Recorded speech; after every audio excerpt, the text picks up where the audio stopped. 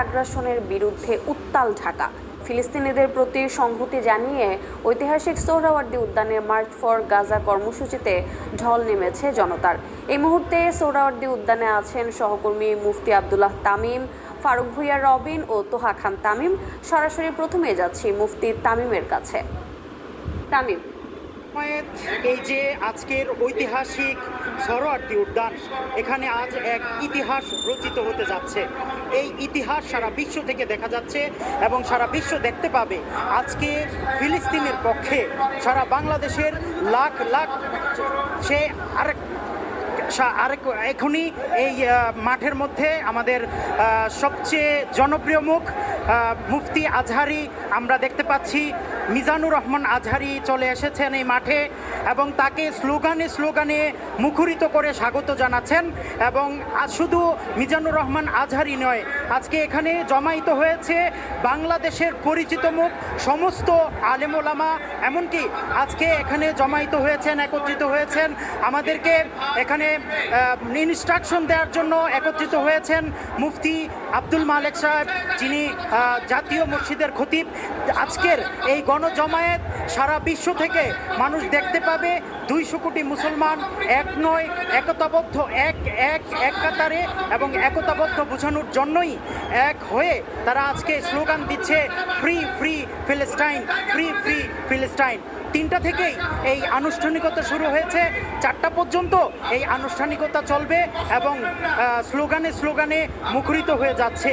আজকে ফিলিস্তিনের উপর যেই গণহত্যা, বর্বরতা, যেই নির্বিচারে গণহত্যা চলছিল তার বিপক্ষে এবং তার প্রতিবাদে আজকের এই বাংলাদেশের লাখ লাখ জনতা এই ঐতিহাসিক সোহরাওয়ার্দী উদ্যানে একত্রিত হয়েছে। তাদের সবার মুখেই একটাই স্লোগান, ফিলিস্তিনের জয় হোক, ফিলিস্তিন জিন্দাবাদ, ইসরায়েল নিপাত যাক, জায়নবাদ নিপাত যাক। এই স্লোগানে মুখরিত হয়েছে আজকের ঢাকার এই অঞ্চলটা পুরোটাই। আমাদের জানা মতে এই ঢাকার এই সোহরাওয়ার্দী উদ্যানের যতগুলো পয়েন্ট আছে সবগুলো পয়েন্ট ইতিমধ্যে লোকারণ্য হয়ে গিয়েছে। আমরা জানি আজকে বহুদিন যাবৎ, বহু বছর যাবৎ ইহুদিবাদ মুসলমানদের উপরে যে নির্যাতন চলছে, মুসলমানদের উপরে যেই নির্বিচারে গণহত্যা চলছে, তার বিপরীতে আজকে মুসলমানরা গর্জে উঠেছে। এই গর্জন 200 কোটি মুসলমানের গর্জন। এই গর্জন জানান দিতে চায় যে ইতিহাস থেকে, পৃথিবীর বুক থেকে কখনো মুসলমানদেরকে মুছে দিতে পারবে না। আজকে শুধু ইসরায়েল নয়, সারা বিশ্বের যারা অমুসলিম আছে, কাফের আছে, কুফফার শক্তি আছে, তারা আজকে মুসলমানদেরকে নিশ্চিহ্ন করার ষড়যন্ত্রে লিপ্ত হয়েছে। শুধু তাই নয়, তারা আজকে আল আকসার মতো আমাদের পবিত্র ভূমি, প্রথম কেবলা, এই কেবলাকে তারা মাটির সাথে মিশিয়ে দিয়ে সেখানে তারা থার্ড টেম্পল নির্মাণের ষড়যন্ত্র করছে। এই থার্ড টেম্পল নির্মাণের ষড়যন্ত্রের সূচনাটাই ছিল এই ফিলিস্তিনিদের নিধনের সূচনা। তাই তারা চায় যে দাজ্জালের মতো এত নৃশংস যে কিয়ামতের আগে মুসলমানদেরকে পথভ্রষ্ট করবে, তাদেরকে এই দাজ্জালকে তারা মাসিহ মনে করে। এই দাজ্জালকে তারা পৃথিবীতে আনার জন্য থার্ড টেম্পল নির্মাণ করতে চায়। এই থার্ড টেম্পল নির্মাণের মধ্য দিয়ে তারা আল আকসাকে ভেঙে ঘুরিয়ে দিতে চায়। আর সেজন্যই আজকের এই গণহত্যা।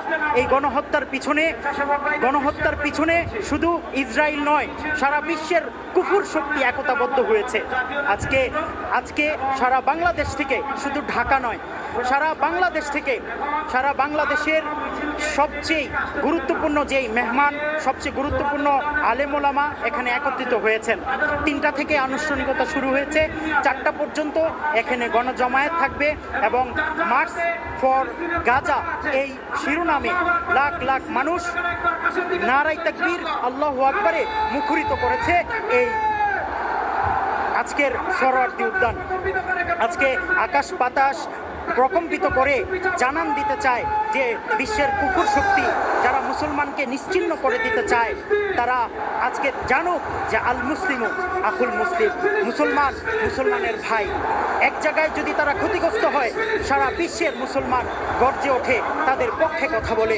এই জিনিসটাই আজকে তারা জানান দিতে এই সোহরাওয়ার্দী উদ্যানের ইতিহাস রচনা করতে একত্রিত হয়েছে।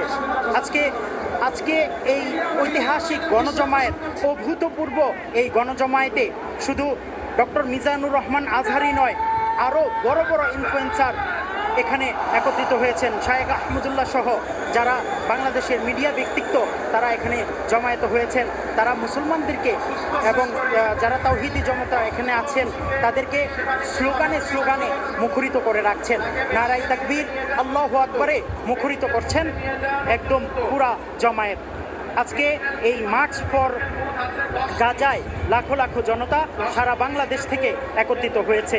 200 কোটি মুসলমানের একতাবদ্ধতা, 200 কোটি মুসলমানের ঐক্য সেই ইহুদিবাদ তাদের বিরুদ্ধে সোচ্চার হয়ে উঠবে এবং তাদেরকে দমানোর জন্য গণজমায়েত থেকে তারা বার্তা দিয়েছে। মধ্যেই যে এখানকার যে আনুষ্ঠানিকতা, সেই আনুষ্ঠানিকতা শুরু হবে, অর্থাৎ যে ঘোষণাপত্র পাঠ করা হবে ফিলিস্তিনবাসীর জন্য, যাতে করে বিশ্ববাসীর কাছে এই যে বার্তা, সেই বার্তা পৌঁছে দেওয়া যায়। ইতিমধ্যে তিনি আসলে সুষ্ঠুভাবে বাস্তবায়ন করার জন্য বিভিন্ন রকমের যে তৎপরতা, সেই তৎপরতা চালাচ্ছেন, মাঠে নেমে তৎপরতা করছেন।